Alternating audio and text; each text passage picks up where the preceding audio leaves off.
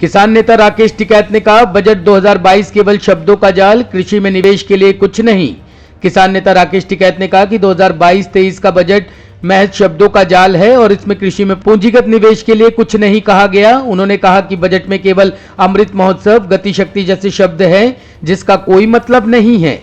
भारतीय किसान यूनियन के राष्ट्रीय प्रवक्ता ने कहा कि इस बजट से गरीबों किसानों का फायदा नहीं होगा, बल्कि केवल कॉरपोरेट जगत को लाभ होगा। निरस्त किए जा चुके केंद्रीय कृषि कानूनों के खिलाफ आंदोलन का नेतृत्व करने वाले संयुक्त किसान मोर्चा ने दावा किया कि कृषि और संबद्ध गतिविधियों की बजटीय हिस्सेदारी पिछली बार के 4.3% से घटकर 3.8% रह गई है।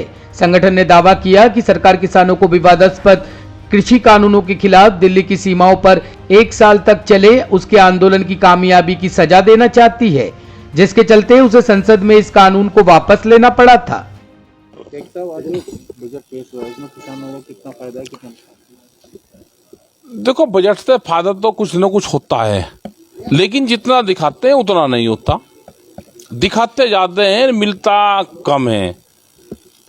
हमने ये कहा कि एमएसपी गारंटी कानून बना दो। एमएसपी गारंटी कानून से ये होगा कि सस्ते में फसलें की खरीद बंद होगी और उसका फायदा यह होगा कि जो सरकार कह रही है कि हम खरीद ज्यादा करेंगे किसान की, अगर कानून हो जाएगा तो कम रेट पे खरीद नहीं होगी।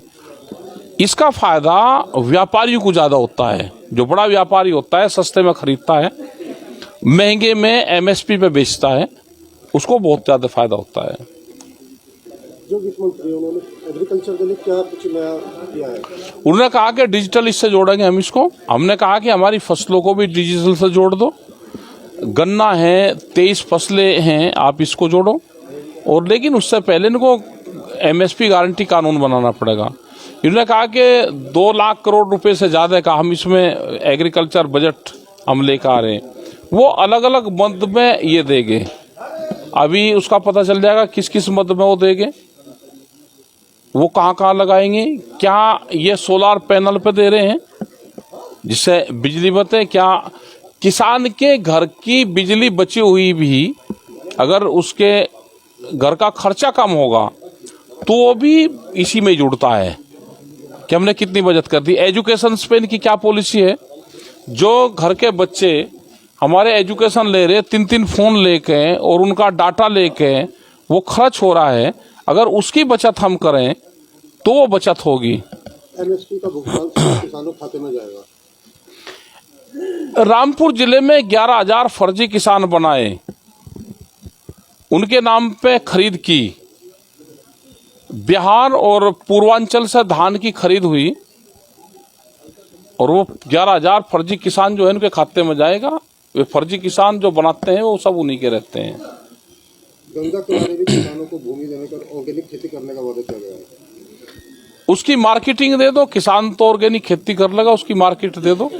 क्या ऑर्गेनिक करोगे, केमिकल युक्त फ्री की जब उसकी बात करी है, क्या जीएम टेक्नोलॉजी पे भारत सरकार का क्या रुख है जो केमिकल फार्मिंग से भी ज्यादा खतरनाक है? तो मिला के जो बजट आया कितना हितकारी है किसानों के लिए? देखो, हितकारी तो जब है कि जब ये लागू हो। अब ये स्पष्ट नहीं बता रहे कि किस मद में ये पैसा लगाएंगे।